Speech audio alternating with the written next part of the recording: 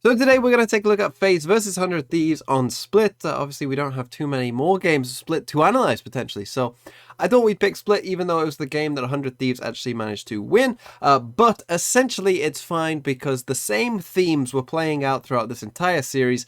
So let's figure out how 100 Thieves got eliminated. And our first theme to look at is actually Faze winning on ecos, and they managed to do this quite a lot, as I'm sure you'll know if you watch the entire game. So let's take a look at how this managed to happen. And so Faze here actually on their bonus round, right? They have Spectres, and Dicey's just using his Headhunter against the full rifle round of 100 Thieves. So let's take a look at how they managed to win this round. It starts really with this really cool idea from Faze to start off with, where they've got the KO, the Neon, and the Breach here. We're going to get KO Flash over the top there. Baby's actually going to use his stun against this pillar, so it's going to do this, and it's going to basically stun in here. Really nice idea there. Flyer's going to stun down here on the Breach. We're going to get an Astra stun down here. We're going to get an Astra suck down there as well. Really, really nice idea that you'll see playing out right now. So in it all goes, right? Flash, stun, stun, stun. All crazy things going on, and then the Astra suck in here as well, and Baby is able to get that kill. And anytime you get this, where you have 3 people with an assist here on a kill where none of them shot any bullets, that means you've done something pretty right. And I think that this was a really, really nice little start from Faze there to get it into an advantageous situation. They're also able to pick up the gun. Obviously 100 Thieves, knowing that, you know, there must have been quite a few people over there to use all that utility. They go fast towards Heaven instead, which is probably the right idea. They just make a little mistake as they send in the Prowler, and that is that we'll just peaks as this flash is going off, so they get team flashed, and the chamber trap then goes off, which obviously slows them down, and then they can't run through that. So they decide to take a bit more of a pause. They send a Prowler in towards Vents. Will gets a bit of control here, and now they are just in this 4v5, and obviously Faze have had the time to reset. However, I think that 100 Thieves here are going to make a pretty big mistake, as you will see pretty soon, and that is people not using utility when perhaps they could. Because what they're going to do is they're going to use an Astra Star here, and they're going to try and come back towards Heaven, right? The thing is, they do have a Seize, and they have a Nade, right? And if we just run this forward a couple more seconds as well, Derek is about to get his stun online as well. So we have potentially all 3 bits of these utility to use to try and get into this area. The thing is, they didn't use any of it. They just dry contact swing in. And you could see actually that Derek kind of is in the right position as well to send his Breach stun in here, right? Like the communication a bit off, maybe like, you know, oh, wait for my Breach stun, right? Or the nade, like, because you always know pretty much, like, I mean, in almost every single round of Split that's ever been played, coming up here is going to be contested, right? You aren't just going to be allowed to walk up here for free in almost any round that's ever happened in Split. So you're gonna have to use some utility, but for whatever reason they don't. Will ends up dying there. They are actually able to trade it out, but Asuna goes down to 46 HP, which means that these Spectres that they're now up against will melt him pretty quick as well. And when you're in this situation, you don't want a 1-for-1 trade if you're 100 Thieves. You don't want that at all. They use the Haunt there, and they're actually going to use their Breach stun, as you see here, to try and clear B main. And so essentially what that means is now, if you look at the utility they have left, Bang has no stars left, Asuna has a Seize, Derek has nothing left either. They have no utility, and if we look at the control that they've got so far, Asuna's in a position that, you know, he could probably get to without using any utility, to be honest. You might be able to walk up there for free a lot of the time, and they've taken a bit of B main, which again, with just a bit of utility you could normally take, and now they have no utility left to try and actually execute it onto the site. They're just going to have to dry swing in and hope that it works, essentially. So you see, like, not being very sort of, you know, efficient with their utility, and maybe misuse at some points as well, has really cost them in this round, because as we run it forward, you'll see that they're basically just going to get mopped up, even though they are against worse guns here. Dicey manages to, with the rifle that they managed to pick up, Baby Bay sends it over to him. He manages to find Derek. Baby Bay is going to slide in here, and Flyer finds Asuna there on the low health as well. Just not really a great round from 100 Thieves, but we see a Faze with a great little execute at the start of it as well. And this kind of thing happened a lot, to be honest, where Faze would have maybe a cool idea on an eco, it would work, and then 100 Thieves would kind of mismanage stuff and lose against an eco. But our second theme is basically in these full gun rounds, 100 Thieves every so often would just pull out a really nice idea and have a really great round. That was our kind of second theme of this game overall. We actually get some early aggression from Faze here, as you can see, the Neon Wall, the Flash down there as well. But 100 Thieves basically just run away from it. They just decide to run away instead, and they come back towards A, where they have this Viper set up here.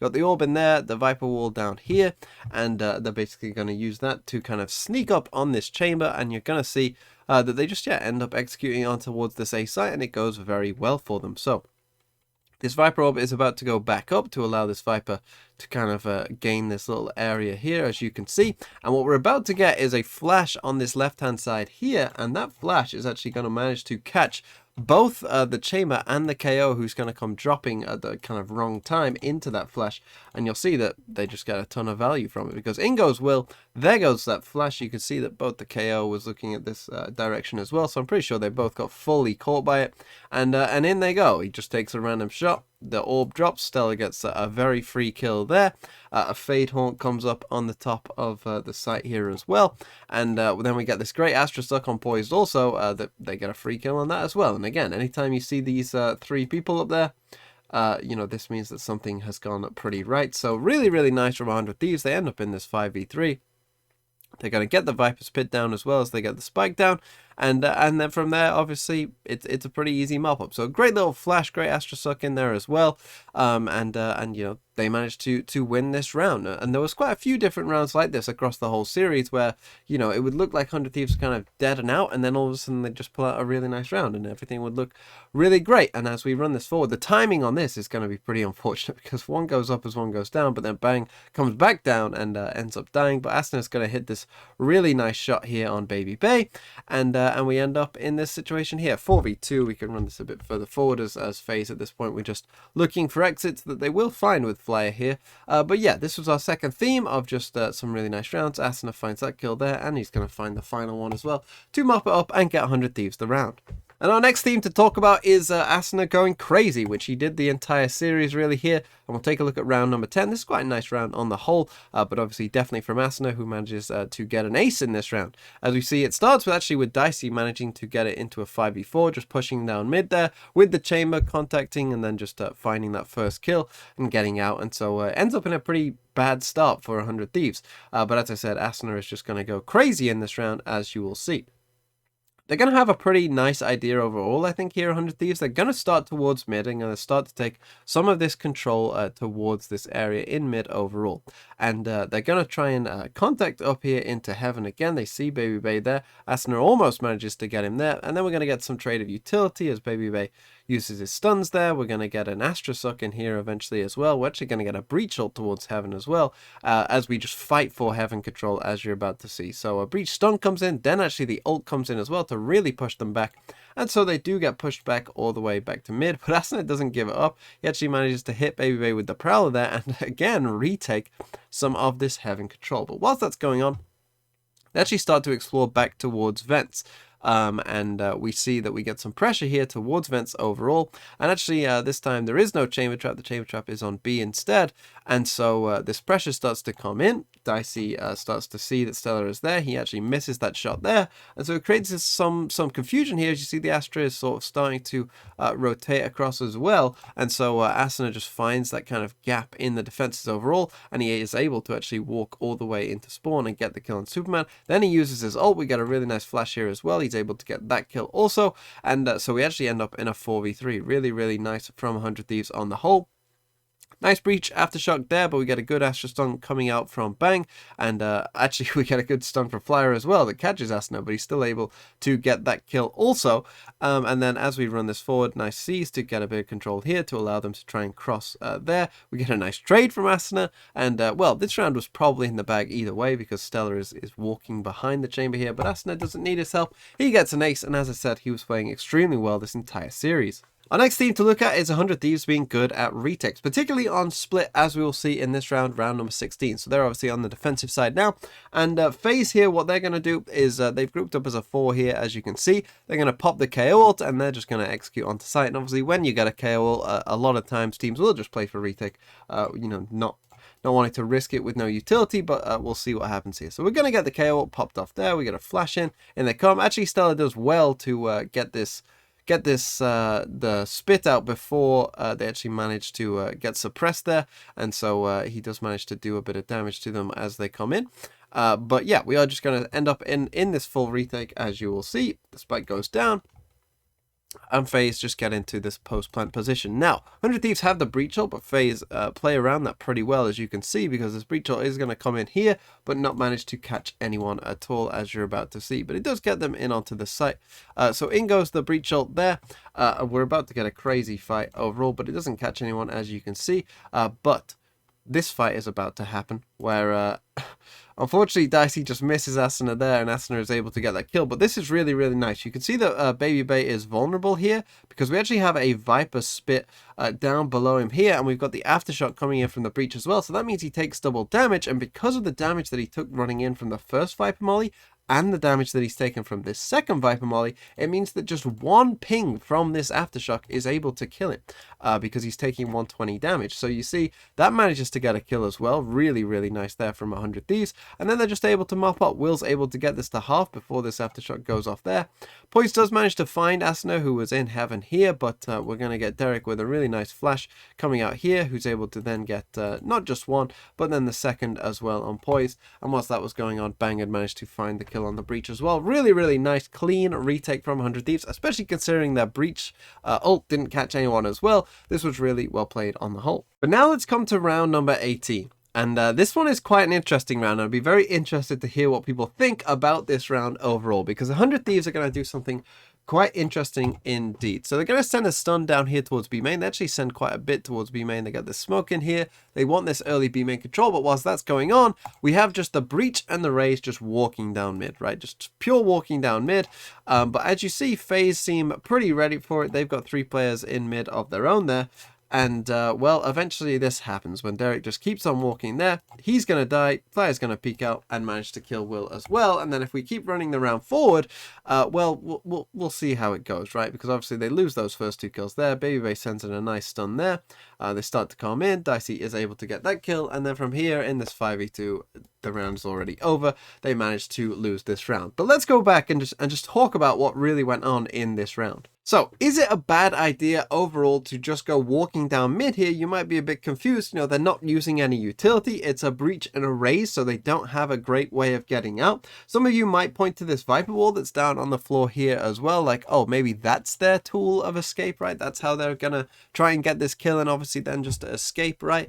And whilst that is somewhat true, you have to remember that the Viper wall activates from where it first goes off. So it would go off like this first, then this bit, then this bit. So it would actually take quite a while for this part of the wall to actually go up. So even if it's probably unlikely that they would get that. And you look at this Viper and Astra setup overall, it seems sort of more normal than a full push, right? Like, I mean, you could do a full mid push if you want, like a mid crunch, even a B crunch with some of the things they were doing with a stun down here and whatnot.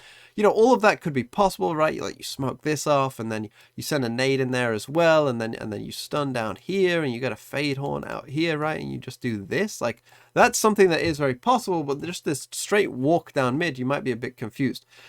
The thing is as well, Faze also took a timeout before this, and so this is something I was kind of wondering, like, how did Faze know? Like, why is Flyer, when he gets this kill, like, he's just so ready for this, right? He's in, like, the perfect position to know that this exact thing is going to happen. And I was wondering, like, how did they know? And I think one of the things might be is that Faze took a timeout, and it's very common for the other team, when a team takes a timeout, to be like, oh, they're coming up with a plan for this next round of what they want. You know, let's do something a bit weird. Let's just push down mid and, you know, completely disrupt their plan, right?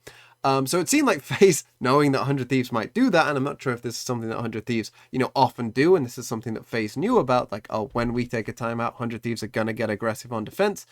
But for me, really, the problem with this round overall is it just doesn't play to the percentages, right? I think that it just doesn't make sense from a percentage point of view overall. It's not a terrible idea in and of itself to just do in general, but when you're thinking about Split as a map and how this game was going overall, it just seems like a risk that wasn't worth taking, because to me, the best case scenario here for 100 Thieves, you know, not using any utility in this case, it's not going to be easy to escape even if you do get the first kill. Generally, people are going to have a lot of players, at least 3 towards mid in most rounds, so you're going into a kind of dry 3v2. You're probably best case scenario is you're going to end up in a 3v3. Now, a 3v3 also favors the attackers as well. You know, there's going to be gaps in the defense all of a sudden, so that's an advantage for the attackers. And you're playing on Split, which is a pretty heavily defensive-sided map as well, so there's no real need to give them that kind of advantage. And I think that that is really kind of my only problem with this. It's not the idea in and of itself. It's just that percentage-wise, it's never really going to go that great for you. And, you know, with Derek pushed up in this position here, you know, he was never going to escape, right? Like, even if he wins the first fight, he's definitely going to die to someone. But yeah, Faze also just seemed to have a very good read on exactly what 100 Thieves were going to do. And then finally, let's come to our last theme, and I'm sure that this will resonate with many of you who watch this series, particularly if you're a 100 Thieves fan, and that is losing rounds in painful ways. Especially happened a lot on Breeze, but here was one as well where it was just such an incredibly painful way. So what we're going to see is Faze again. They just group up, they go towards A with the KO ult. They actually have the Neon completely alone here towards B, and actually 100 Thieves managed to find the first kill on the Neon. So actually end up in a 5v4 there, but Faze, they just managed to get in onto the site with the KO ult, and, you know, 100 Thieves just play retake 5v4. Nothing kind of weird about that. And obviously they'd been good in their retakes overall, and so yeah, let's just go into a 5v4 retake as the spike goes down there. And we're going to see some really nice utility come out of Derek here. We're going to see pretty much all of his utility be used pretty well here, because he's going to start with this stun that catches quite a few of the different players. They actually do manage to get the first kill on Will there, trying to swing with it. Nice flash, nice aftershock is going to come out as well, all from Derek. He manages to find that kill. Asuna then is able to get another one, but Dicey trades out that kill there. We end up in a 3v2, but Poise is in this really, like, little angle here that no one could have expected as the fight was going for heaven, but we have this Astral coming across the site here and obviously cutting the spike off from Dicey. So Asuna manages to get it to half, right? Gives himself a lot more time to play with now. But yeah, this is just going to be painful as Dicey just kind of peeks through the wall to see it, and then he just plays a game of chicken with Asuna, saying, I know you're not going to stick it, right? He just never peeks back. He just knows that Asuna is not going to stick it. He's going to wait for the wall to go down instead. And Dicey manages to win that clutch there. Very unfortunate. Not necessarily like a big misplay or anything, but just unfortunate and just a painful round to lose there. And I'm sure 100 Thieves fans will think that this series as a whole was pretty painful to watch, because there was quite a few different rounds that were like that, where it felt like, oh, just do this and we win. We can win. But then it was just taken away at the last moment by Faze, and they will go on to play and potentially make it to Copenhagen.